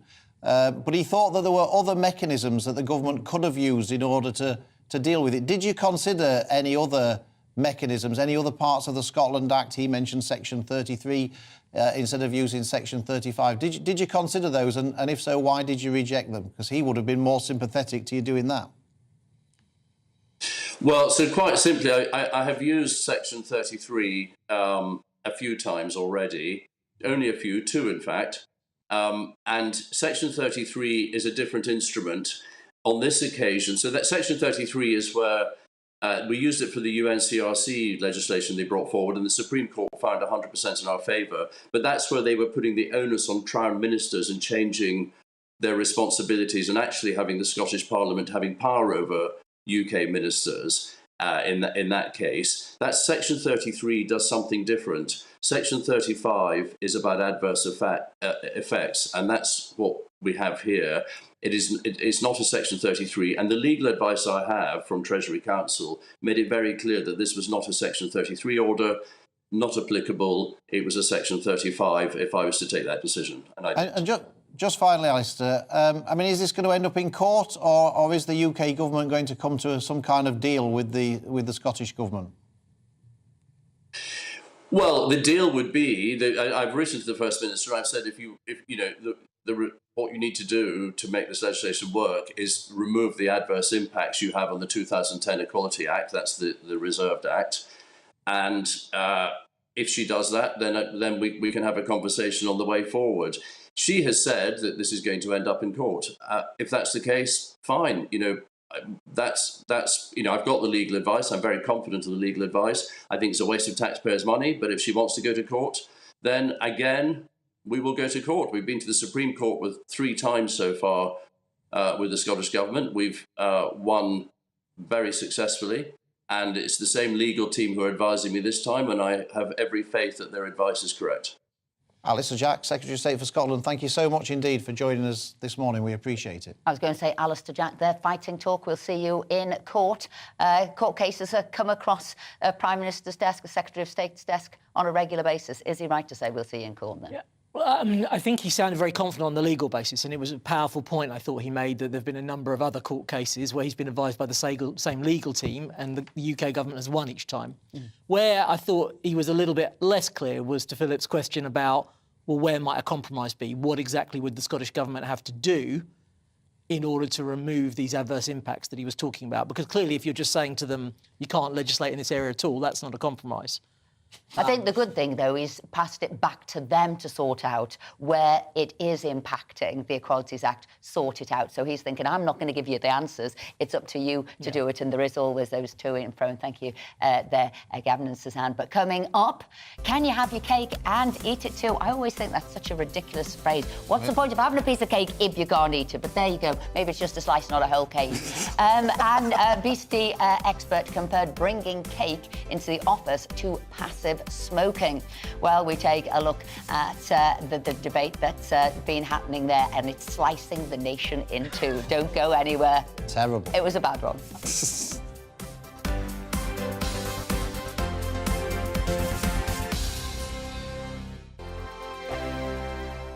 Monday to Thursday, 9 p.m. till 11 p.m. Join me, Dan Wootton. I'll bring you the sharpest takes and hottest debates. Do you not believe in prisons? I don't believe in prisons. I'm completely stunned. I guarantee you there'll be no spin, no bias, no censorship. I actually was personally quite offended by it. And no reason to go to bed. So I guess they've always been quite woke. That's Dan Wootton tonight on TV, radio and online. Monday to Thursday from 9 p.m. till 11 p.m. on GB News. The People's Channel, Britain's news channel. Every morning from 6 o'clock, we'll wake you up with GB News Breakfast with all the stories you didn't know from the night before. So whether it's serious news, entertainment, or your own views from all over our great nation, we're here to kick off your day with a smile. The national media should be reflecting and reporting what's happening here. You will notice the northwestern accents. Whether you're with us on TV, radio, or online, every morning, it's breakfast from 6 a.m. Hope you can join us. Join me every Sunday at 6 p.m. for Gloria Meets. In exclusive interviews, I'll be finding out who our politicians really are and what they really think. It's something that you would never want anyone to suffer. I didn't know what channels there were. I didn't think I'd be believed. I must have weighed about 7 stone and I'm 5'8". My instincts was to sort of cover this up. I mean, clearly that was a mistake. Join me every Sunday at 6 p.m. on GB News, the People's Channel, Britain's news channel. This year on GB News, we've got brand new members in the family. Join us. Across the entire United Kingdom, we cover the issues that matter to you. GB News will always stay honest, balanced and fair. We want to hear whatever is on your mind. And we don't talk down to you. The establishment had their chance. Now we're here to represent you. Britain's watching. Come join us on GB News, the People's Channel. Britain's news channel. My name's Tom Harwood, and join me 9:30 a.m. every weekday for The Briefing, your one-stop shop for everything you need to know about what's going on in politics today. I wonder if this is a deal that might need to be like the biscuits in this factory, twice baked. Is there not an opportunity here to win out against the extremes? Tom Harwood, GB News. What are you going to do about it? Things should have been done differently, and they certainly are being done differently. Don't miss it. The Briefing with me, Tom Harwood, 9:30 Monday to Friday on GB News. Hello, I'm Simon Evans. Join me on GB News for Headliners at 11 p.m, where I'll be joined by two of the country's top comedians as we take a look at tomorrow's newspapers tonight.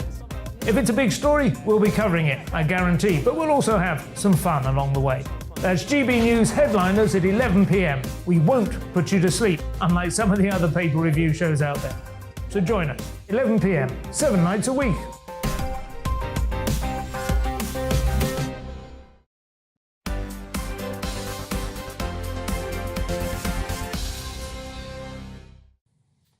Welcome back. It's 11:18. Lots and lots of views have been coming in about different things. Lots about Andrew Tate. I was going to say that the influencer, he seems to have young boys following him, but it is also some great misogynist. But Mark here has said about Andrew Tate, men have been vilified at every turn in our society. Tate is what happens in response and has filled a vacuum that has been left. And Jean says, I was going to disagree with the young woman, but what she said was true. The left wing are putting men and boys down, so maybe this man gives boys hope.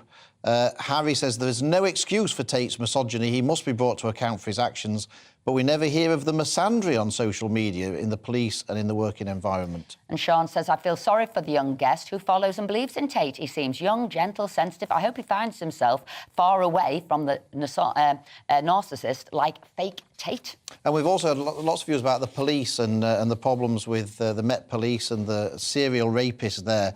Sue says, these problems with the police do not just apply to the Met. I had an employee who was being stalked in Cornwall in the noughties. It involved me when he turned up to my business to harass her. The Cornish police attitude at the time was no better, and there was no help or concern for this woman. Because the Met are serving a big city, it appears worse, but I fear it's everywhere. And we did ask those questions, didn't we? It's not just the Met, should it be everywhere else? But... Now, national recommendations in Canada say that zero alcohol consumption is the way forward for the country. But if you must drink, it should be restricted to 2 drinks a week maximum. That's you told. Now, the report, which was funded by the Health Canada, also suggested placing mandatory warning labels on all alcoholic beverages. Joining us now is the head of research at the Institute of Alcohol Studies, Dr. Sadie Boniface. Sadie, thank you very much for joining us. I mean, would you like to see that kind of action that was suggested in Canada? Would you like to see that brought to the UK? Alcohol warning labels and telling people not to drink anything, and an absolute maximum of 2 if anything. Is that what you'd like to see in the UK? That's not completely similar to what we at the Institute of Alcohol Studies are calling for, no. So we had a big review of the drinking guidelines in the UK in 2016, and that's where we got the current drinking guideline of 14 units a week, which is kind of about 7 drinks a week came from, and we're not calling for any changes on that. We do recommend that there's improved labelling, however, on different types of drinks, and that's because people are not so aware of the health risks of alcohol. For example, there's 7 different types of cancers that are caused by alcohol, including 2 of the most common types, bowel and breast. This study in Canada said that if you have 3 or more drinks a week, you have an increased risk of cancer. If you had more than 7 drinks a week, you had an increased risk of heart disease and strokes. The advice in the UK seems to be different in terms of what they consider to be safe levels. So, I mean, how can anyone have any faith in any of these sort of health lobbies when all of the things that they say seem to completely contradict each other? I understand that it's confusing, that there's different guidance in different countries, and the way that drinking guidelines are developed is based on really big reviews of the scientific literature around alcohol use and the harm from alcohol. So there's over 200 conditions, medical conditions, that are linked to alcohol, and so that's a huge task to review all of that literature. And then the people that are responsible for coming up with these guidelines, they have to use all that big mass of information and make a bit of a judgment call about what an acceptable level of risk is. And what's happened here is that the decision in Canada has been quite a risk-averse decision compared to the decision that we had in 2016 in the UK. And that's why we've got slightly different guidelines, or quite different guidelines, I should say. Sadie, I'm interested in, you do the research and the impact alcohol will have on a person, and I get that, and there are health implications. Does anybody do the research the other way? If you remove what could be, I don't know, something that a pastime, a soother, just something to let people's hair down, what do they do? I.e., the negative effects from removing what people just would have as fun, or where else would they go if you take alcohol away from them? I just can't believe that human beings don't need something. Yeah, I understand where you're coming from. So these guidelines they're health guidelines, and they're based on the health risks of alcohol, and they are guidelines and they're health information, but they're not telling people what to do or how to spend their time or how they should or should not enjoy themselves. And that's a decision for people to make themselves, what they do with their time and whether they drink or not. But this decision here in Canada is to put out information that risk is on a continuum. The less you drink, the less risk of harm will be from alcohol. Dr. Sadie Boniface, thank you very much indeed for joining us. We really appreciate your time this morning. Thank you. Now, Chairman of a top food watchdog has compared eating cake to the dangers of passive smoking, with both obesity and smoke inhalation providing a major health risk to Britons. So, is this the return of sugar panic? Christopher Snowdon joins us now. But I also want to talk about the sort of panic on cake. It's awful to take it into the office. With this, what you're allowed to drink as well. We've got the state there intervening in both spaces of what I would say is human enjoyment. Yeah, it's been a big week for the nanny states, as it often is. I mean, on the drinking thing in Canada, I mean, the temperance lobby is actually quite strong around the world. It's particularly strong in Canada, and they've always disliked the fact that so much evidence shows that moderate drinking leads to reduced heart disease risk, stroke risk, various other benefits, and overall mortality is lower for people who drink 1 or 2 drinks a day, not a week, a day, than it is for people who drink nothing at all. And so there's been a concerted effort to try and erase this evidence from the literature. And you see this very clearly if you read the Health Canada report, where they cite one particular study, which basically cherry-picks all the other studies and puts loads of adjustments in and basically wipes out the benefits of drinking. Now, if you wipe out the health benefits of moderate consumption, then any amount of drinking looks fairly dangerous, only very slightly, and it's only a couple of cancers, and it's very, very low risk. But yeah, if you get rid of any benefits, all you see is a cost. Yeah. And so they're determined to try and get guidelines down worldwide, really, but country by country. They're going down here and there with the same kind of evidence as we've seen in Canada, same we saw in 2016 when the chief medical officer reduced the guidelines. In this country, we've gone now from 28 units a week to 21 to 14. Theirs now is 3 units in Canada. This is the way they're going. Eventually, it will be 0. There will come a time when it's 0. People will be brewing their own or doing different things or finding out different ways to do it. But God bless you if you had a piece of cake with your glass of wine. I mean, it was interesting, wasn't it, about Susan Jebb, the chair of the Food Standards Agency, linking it to passive smoking. It was a bizarre analogy. I thought she'd be criticised for understating the seriousness of passive smoking, actually. Right. But, I mean, what did you make of what she had to say? Just that, really. You know, if she'd have just come on and said, you know, if you work in an office and there's people watching their weight, don't come in and shove cakes and chocolates in their faces. People would have said, well, that's fair enough, you know. I don't know what this has got to do with the Food Standards Agency, by the way. But she didn't do that. She used this terminology, didn't she, about passive smoking. I thought that was very interesting because the implication is, well, firstly, passive smoking is banned in the office, OK? I don't think it's a coincidence that she used something that's been banned. And secondly, it introduces this idea that obesity is something that's done to people, that it's inflicted on people. It's not something that's just a consequence of people's choices. It is the environment, and we need to change the environment through legislation. I don't think she's talking about banning cake, but she was talking about banning advertising, which she sees as part of the environment. And I think that's, from my point of view at least, quite a dangerous path to go down, to kind of ignore individual responsibility and put the whole onus on not just the government and industry, but actually just your co-workers, right, are responsible now for your health. Yeah, I've noticed this guilt thing. You are protecting other people, it's down to you. As you say, it's not down to the individual to choose if they want to have a piece of cake or not. And you're right, she didn't like either the fact that the advertising had been delayed. So is this health lobby getting more and more powerful? It seems to have really got some momentum at the moment. It has done for all the time I've been, looking at it, which has been 15 years. But just the last few months, I think now that COVID's really gone away, the public health people have got back to doing what they like best, which is nagging people and hectoring them and telling them how to live their lives. And so there is a head of steam across the piece, really, whether it's the smoke-free target for 2030, whether it's this cake stuff, all the obesity stuff that's coming in at some point, presumably. There's a war on vaping, around much of the world. Buy one, get one free. Buy one, get one free. That, whatever you do. The alcohol, the gambling reviews coming in. So I think there's a whole lot of stuff that's been built up over the course of the pandemic, which the public health people had to put to one side because they actually had a genuine public health issue. Can human beings not be trusted to look after themselves and choose what they want to do and have a glass of wine and put a bet on maybe the Grand National or something? Can't we be trusted?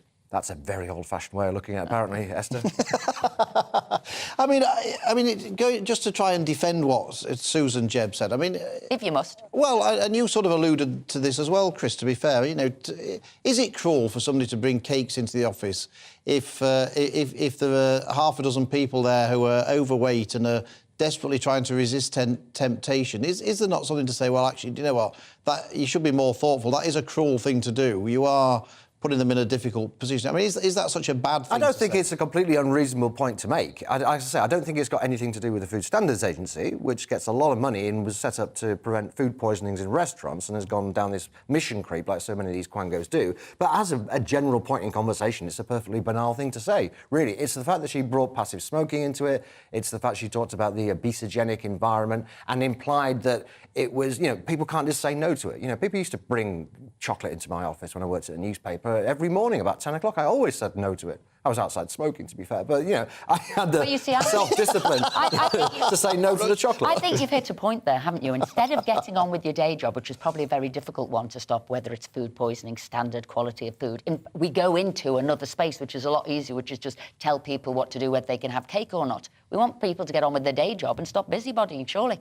Well, I think there's an element of, social capital about people bringing treats into the office. I don't care whether they bring them. We have a lot of donuts, actually, at the IEA. I'm never around when they're dished out. But I think it does produce a certain amount of camaraderie. It lightens people's day up a little bit. So there's nothing wrong with it. And if you don't want to eat them, just say no to it. And if we're going to start saying that, we need the Food Standards Agency and the government to intervene because people can't say no to a donut, then we're in a very sorry place. But in terms of the labelling, is there really anything wrong with sort of educating people, advising people, informing people? I mean, is there anything particularly... People say, it's the nanny state, putting a label on something to say that, this might have this impact. Or it's not banning anybody from doing it. It's just trying to inform and educate people. Is there anything really wrong with that? No, I'm OK, actually, with this calorie labelling thing on menus. Some people are not so keen on it. I don't think it's a problem. Be interesting to see if it has any effect.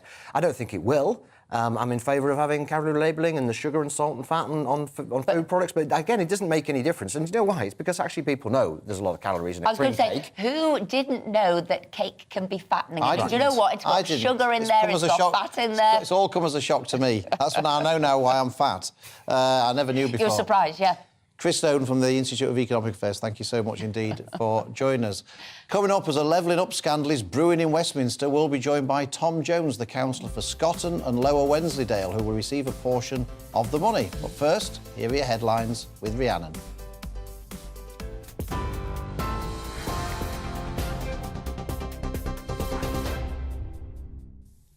It's 11:31, your top stories from the GB newsroom. And we start with some breaking news. A 19-year-old has pleaded guilty to plotting an Islamist terror attack, allegedly targeting police officers or military personnel. Matthew King appeared at the Old Bailey this morning. He's alleged to have carried out surveillance at police stations, railway stations, a magistrate's court and a British Army barracks. Authorities had been tipped off about King through an anti-terrorist hotline after he posted a video on a WhatsApp group. Next month, we'll see the biggest strike action ever to hit the NHS as ambulance workers announced further industrial action in a dispute over pay and staffing. 10,000 ambulance staff with the GMB union are already scheduled to join thousands of nurses in strike action on the 6th of February. And this morning, Unite Union announced workers from 5 ambulance trusts in England and Wales will also walk out on that day. 10 further strikes are planned in the coming weeks. GB News can reveal that EU citizens living and working in the UK without a visa now face the real prospect of arrest. New guidance allows the detention and removal of those EU nationals working here illegally. GB News was given exclusive access to follow immigration officers as they raided businesses in London. They arrested 2 EU citizens from Romania, who officers say were in the UK without work visas. Ukraine's president says he's expecting strong decisions from NATO defence leaders on supplying further military aid. Volodymyr Zelensky's in talks with around 50 nations meeting in Germany. Kyiv has requested around 300 tanks to tackle Russian aggression. The UK became the first nation to dispatch 14 British Army tanks, but Germany's under increasing pressure to provide Leopard 2 tanks more suitable to the battlefield. And the Church of England has apologised for what it describes as the shameful treatment of the LGBTQI+ community. As part of the formal apology, it admits to making some people feel rejected or excluded when they should be and are welcome and valued. It comes after the Church this week said it'll bless same-sex civil marriages for the first time, though its position on gay marriage in church won't change. TV, online and DAB+ radio. This is GB News. Don't go anywhere. The wonderful Philip and Esther will be back in just a moment.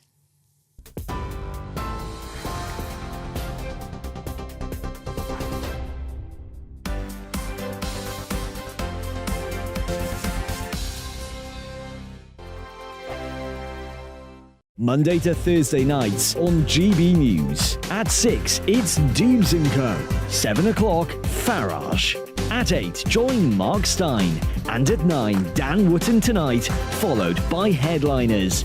On TV, radio and online. This is GB News. We are GB News, the People's Channel. Why not take us home with you by visiting the GB News shop at gbnews.store. You'll find all the official merchandise, a really good present actually for yourself, your friends or your family. We ship across the UK mainland at no extra cost. GB News, the People's Channel. Here on GB News Live, we'll be keeping you in the picture, finding out what's happening across the country and finding out why it matters to you. We'll have the facts fast with our team of reporters and specialist correspondents. Wherever it's happening, we'll be there from 12 noon on TV, radio and online. GB News, the People's Channel, Britain's news channel. Monday to Thursday on GB News, it's Bev Turner Today from 10 a.m. We're going to be here for you, our GB News family, to keep you up to date, but also make you smile. The guy went from puberty to adultery. And I can't wait to bring a few of my own opinions. I have no time for cultural totalitarianism. We'll engage in passionate, but always polite debate, with your thoughts and opinions at the centre of it all. Only on GB News, the People's Channel, Britain's news channel. Hi there, it's Stephen and Anne. At breakfast from 6 a.m, you'll always be caught up with everything you need to know, the latest headlines, opinions and debates. We'll bring you the good news and the bad, but most of all, we're here for you. Remember, send in your views and let us know what you would like us to talk about. That's because we're your news channel. And every morning at 6 a.m, it's breakfast on GB News.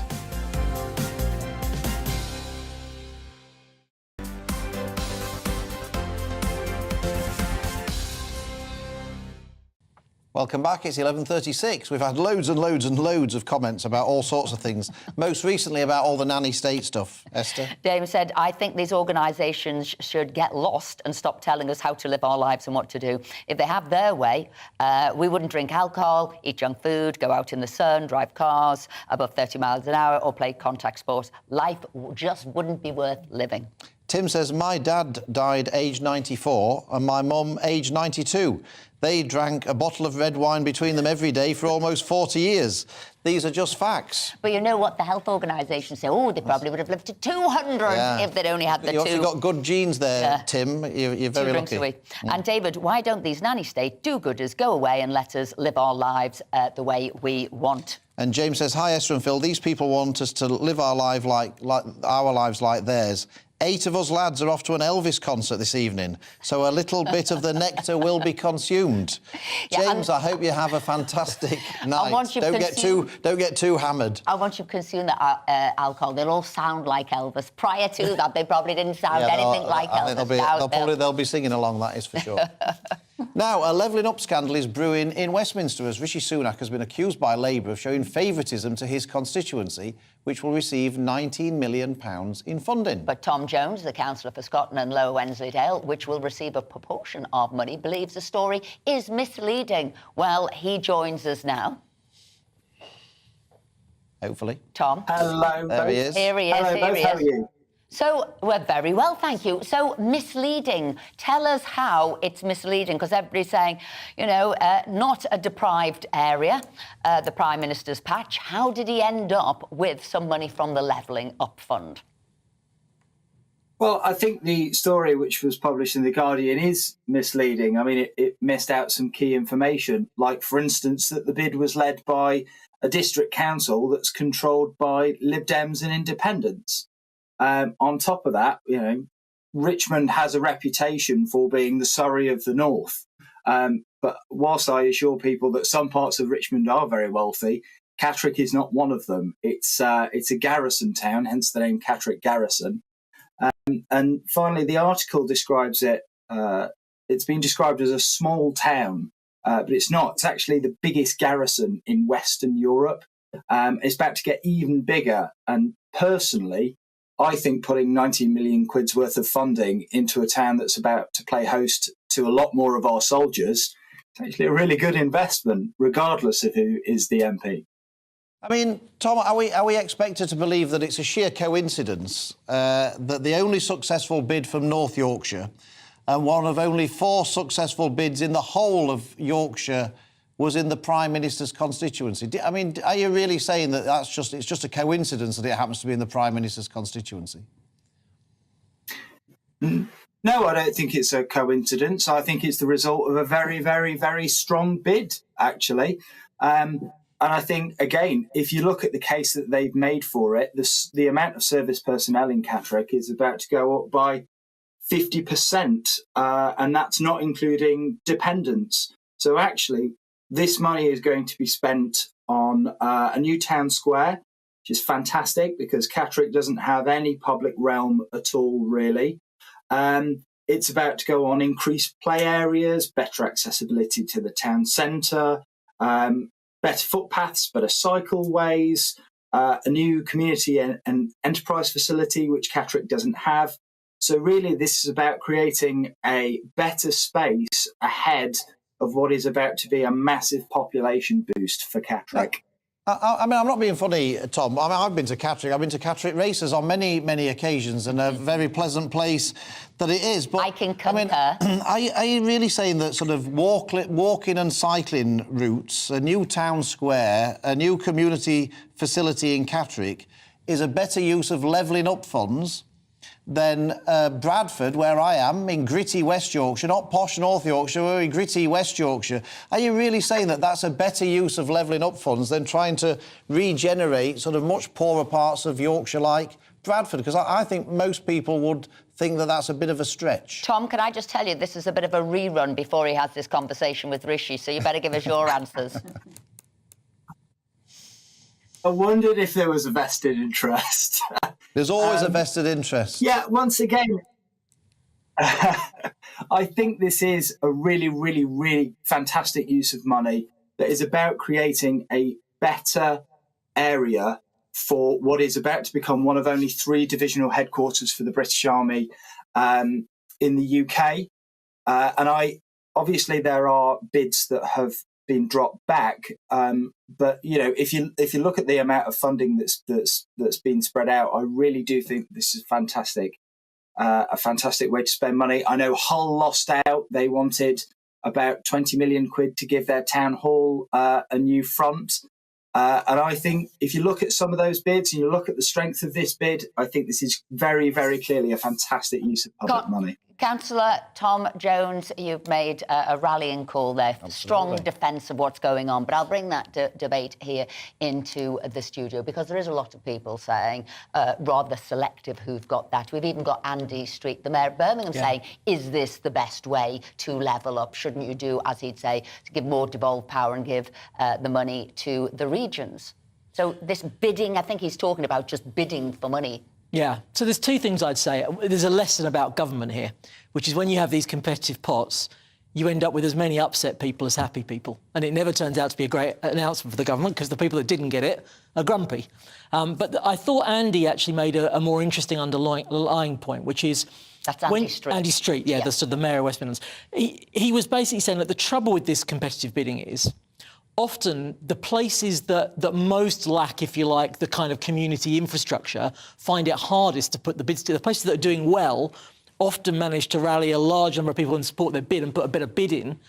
And the places where you need to build up capacity struggle to put as effective bids in. So it doesn't necessarily get the money always to where objectively you'd and most I want agree it. with that. Where the weaknesses are, it runs right the way through into bid writing as well, and they actually need some support to get the bids right. I mean, Suzanne, do you think it's just a coincidence that this scheme happens to be in the Prime Minister's constituency, or do you think that there's something that people should be rightly concerned about the way that these things are decided? Well, I have to confess, I'm finding it quite hard not to be cynical about this.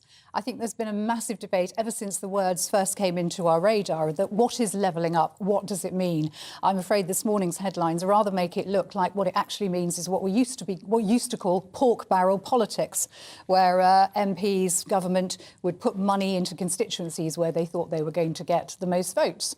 You don't need them there, though, do they? Well, they don't need them there, but that's the way it works, and I'm afraid I think that's the way it's always going to work. Well, wrongly. Politically naive, we're having this debate over it. Maybe there are a better way to do it. Just, Gavin, while you're here, I mean, you've been involved in these decision-making processes. Can you put your hand on your heart and look us in the eye and look our viewers in the eye and say, look, when these decisions are made, it's literally all above board. There's no political interference in the decisions. There's no political calculation in the decisions. There's definitely a bit of politics, but it's probably more above board than the cynics would think. So ministers will get recommendations from officials about what the best bids are, and there might be a bit of tweaking at the edges to reflect a particular areas that ministers want to focus on, but it's probably more above board than the cynics would assume. Gavin Barwell, Suzanne Evans, thank you both for joining us throughout the day. We've really enjoyed having you with us. I hope you'll come back and join us again, and you'll probably be delighted that we're not going to involve you in the next bit. Because say. Facebook and Instagram's parent company, Meta, could soon free the nipple. Yes, you heard that. Free the nipple after a commission ruled that the decision to censor female chests could be discriminatory against gender expression. Here to discuss the change in policy is Ollie London. So do you want to talk us through this? Why the advisory board were even spending their time discussing this? So this actually happened after 2 trans activists in America had their pictures censored for showing their nipples. One of these individuals was actually a woman originally, biologically, and then they changed their gender. And they posted a picture showing their chest, showing their nipples, and their post actually got censored and removed. So they then complained to Facebook, and Facebook's and Meta's oversight committee, which basically sees all the decisions about Facebook and Instagram, they have decided to overhaul their policy based on the complaints of these 2 individuals. So they're now going to allow trans, gender fluid and non-binary people to share their nipples online, show their bare breasts, yet women can't do that. And I think, nobody should be doing that. Instagram is meant to be a photo sharing app. There's a lot of kids that use the app, and I think it's very harmful. It discriminates against women, it discriminates against many people. And, you know, how on earth are Meta allowed to know if someone's non-binary or gender fluid? If somebody posts a picture of their breasts, how do they judge, oh, is that person gender fluid? Can we allow that nipple versus a woman that, you know, is going to have her nipple censored? So I think is it just safer to censor all nipples then? Is it just not safer to do that? Well, I think so, yes. I mean, I think Instagram, again, there's so many... Oh, we've just censored him. How can you? We didn't mean to do that. He wasn't meant to be cut off there. But, I mean, you know, I guess they're not advertising it. They're not saying people should reveal their nipples. They're just saying that, you know, if you show one, you have to show the other, because otherwise there's a discrimination there of expression. Yeah, I mean, I don't know about this. I've got mixed feelings. I suppose on one. You don't know. You're usually so opinionated. I have strong opinions on lots of things, but I can't work myself up to have a strong opinion on this because I think, you know, on the one hand, it's you know, it is inconsistent, isn't it? I get that. The inconsistency is spot on. We've got Ollie. He's uncensored. We will now reveal him. We're worried what would happen to you then, Ollie. I mean, the question I was just asking, Ollie, is there not an inconsistency, an illogical inconsistency in the way that sort of men's nipples and women's nipples are treated in the... I mean, why is one more offensive than the other? I mean, there certainly is an inconsistency because obviously, you know, women's breasts, unfortunately, not by fault of women, tend to be sexualized when they're posted online. So when you see, you know, Kim Kardashian, for instance, posting a naked picture covering her breast, that is done in a sexualized way.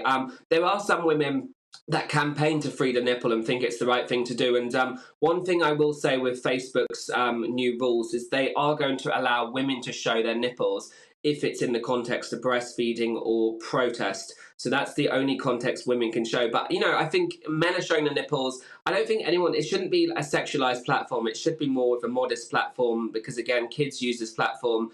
And these days, when you go on the Instagram Explore page, you see so many topless people, so many people in bikinis.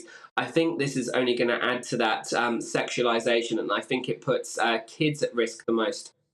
Do you think, Ollie, that this is a first step on a slippery slope in many respects? You know, you say that there's the modest exemptions at the moment, but do you fear that this is a slippery slope and that, in effect, it'll end up where it's a free-for-all and in effect, places like Facebook and Instagram may end up sort of being a floodgate of porn? Yeah, absolutely. I think it's going to turn their site into an OnlyFans kind of platform, and I think it's going to kill the platform. You know, I think many of the parents of these kids are going to want their kids to be on TikTok because TikTok actually doesn't promote these things. There's no nudity or sexual activity on TikTok. So I think Instagram have kind of, killed themselves in the sense that more people are going to move away from Instagram now. And I think it's just harmful. You know, I think it's a slippery slope because once you start allowing some nipples, you know, maybe a woman will post her breasts, you know, promoting her OnlyFans account, and she'll say, you know, she's trans, so then they can't remove her posts. So it's a very slippery slope. And, you know, how are Facebook going to police this? Who identifies as trans that can show their nipples versus women? So I think it's a slippery slope, and I think it has a harm on children, and it's definitely going to destroy the platform. Ollie London, thank you very much indeed for joining us. We'll have you back on as this story progresses. Thank you. Mary Whitehouse will be turning in a grave. That's all I can say about burn bras. Burn bras or so. know. Last century, it's obviously free the nipple now. I don't know where you go from there. Anyway, let's now on to more sensible things. Let's welcome Sarah Robertson to take a look at the biggest stories from the entertainment world. Sarah. Hello, good morning. Nothing Lovely about to see- nipples. No. I can see you're buttoned right up to the top there, looking very glad I prim. went for this dress this morning. I have to say, Esther, having heard the end of that conversation there, as interesting as it was. But the big story must be Alec Baldwin. Yes, very big week this week. Huge controversy over that. Alec Baldwin, as we know, there ended up being this tragic death on his film Rust, where he shot the gun, ended up killing the cinematographer. It was such a tragic thing what happened. He said he was obviously innocent at the time. There had been obviously some mistakes made. He thought that there was not live bullets in the round. However, prosecutors in Santa Fe in New Mexico have now said that he has to face charges of involuntary manslaughter. Him and the cinematographer Hannah Gutierrez-Reed, they've both been charged with involuntary manslaughter in this fatal shooting. And the family of the victim, Hayley Hutchins, they've come out and said they've agreed with the prosecutor's decision and said it's the right decision. And, you know, they obviously want, I think, someone to pay for this, but it has caused controversy in Hollywood. You've got the likes of Mickey Rourke, also a big Hollywood actor, said that there's no way in hell someone like Alec Baldwin should be charged for this, because he's saying that actors can't be blamed for deaths such as what happened on the film Rust, because they're not responsible for, you know, handling a gun. However, the prosecutors are saying, no, it is the actor's responsibility. If a gun's put into your hands, right up until that point that you go to fire it, to shoot it, you should know what's contained in that gun. But he had slightly more influence on the film. He wasn't just an actor, was he, Alec, in this? He was actually one of the producers and funders. And so therefore, as well, greater responsibility. He carries the weight of that This is what the prosecutors are saying. He carries the weight of that responsibility that he should have known all the way down the line, right to that moment where he picked it up to fire it, what was contained inside that gun. It's an interesting one, isn't it? Is he going to prison? It's an interesting one. He face up to 5 years, so 18 months for the involuntary manslaughter charge, but apparently 5 years for an enhancement of a live so he could be going to prison. Weapon. I mean, I think it's difficult, isn't it? Because I think, you know, obviously it's absolutely awful what's happened and well, there's to a the woman family. lost her life. Exactly, absolutely. You know, a mother. It's absolutely tragic. And obviously everybody's instinct is that well, somebody must be responsible. I mean, whether it's Alec Baldwin or not, somebody must be responsible for this. But equally, I sometimes think, you know, it's a tragic accident. You know, nothing. It wasn't deliberate. Clearly, it was a tragic accident, and I just wonder whether we should be more accepting that sometimes accidents do happen, rather than always looking for someone to blame. Responsibility, and that's what they're looking at. Who is responsible, and said there has to be some accountability for what took place. But that's why you go to court, because you look at those cases one by one. Exactly. So in a generic sort of sense, in the greater, yes, it could be a tragic accident. And that's how but people on were this looking at incident, it. It wasn't, and it was this. Crikey. So what else has been happening? So what else? So on to slightly lighter things. So we've got The Crown Season 6. That is filming right now. There's been filming going on in East End, Canary Wharf, in fact, and they're filming there the scenes from 1996 of when Princess Diana was in Chicago with Bill Clinton, who, incidentally, she called the sexiest man alive. That was what Princess Diana thought of Bill Clinton. I think other people thought that as well. He was then the president at that time. So they're filming, and it's so interesting how they're doing it. I don't know if we've got any live clips from it. We have. We're showing them. Yeah. But they have got all the old cars from that time, from 1996, what the police spikes were then.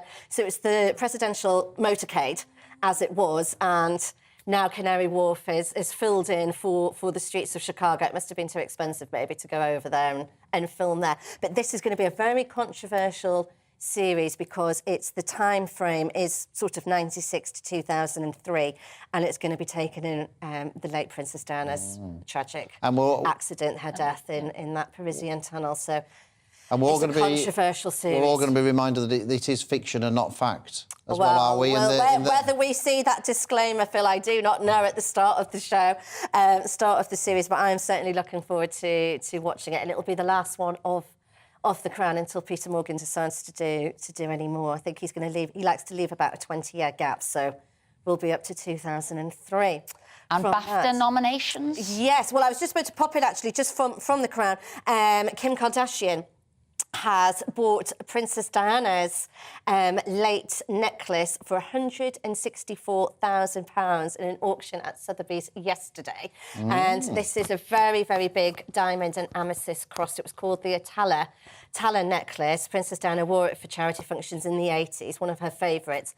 5.25 carats of diamonds in it, Esther. Can you imagine? Did she get a steal at that price? I don't know. Well, it was up for double. No, she didn't. She paid over the odds for it. OK. Now, we haven't got too much left. I don't know if we'll have time for the BAFTAs. No, I don't. We'll have to save the BAFTAs for another time. No, not at all. Sarah, thank you very much indeed for joining us. That's all from us today. Thank you for watching us. But we will be back tomorrow from 10 a.m. when we've got a great show lined up tomorrow. We've got Carol Malone in the studio, the wonderful Kevin Woodford, and I'm going to exclusively reveal something that I think will shock all of you. So you want to be tuning in. We were talking about nipples No, before. it's not going to be anything to that. These are don't be quite as shocking as that, to be perfect, but it will shock you. So tune in at 10 o'clock tomorrow. Some exclusive figures that I think you'll find shocking. So tune in for that. Up next, it's the marvellous Andrew Pearce, but that's after the weather. So don't go anywhere. Good morning. Another frosty day out there. Frosty Friday, but a sunny Friday as well. Ice is a hazard again this morning, and there's a few fog patches around, and we'll see more of those forming overnight tonight. Bit of a messy picture on the pressure pattern. We're kind of between two weather systems, a little bit of a ridge of high pressure, which is bringing most of us a fine day. But this low out in the North Sea is going to throw just a few showers grazing easternmost parts of England and still bring a cold wind here. Some sleet and snow still possible in those showers as well. But for most places, it's dry, it's fine. It's sunny. There are some thick fog patches around this morning, and they will take a while to clear. But for most, it's a day of feeling the apricity, the feeling of sunshine in winter. Temperatures 4 to 6 degrees Celsius, maybe 7 or 8 across the southwest. Feeling colder than that, though, with that wind along some of these North Sea coasts. And very quickly, temperatures will drop tonight. So if you're heading out, be prepared for it to be frosty. The blue taking hold of the chart. Frost pretty much everywhere. Again, a hard frost in place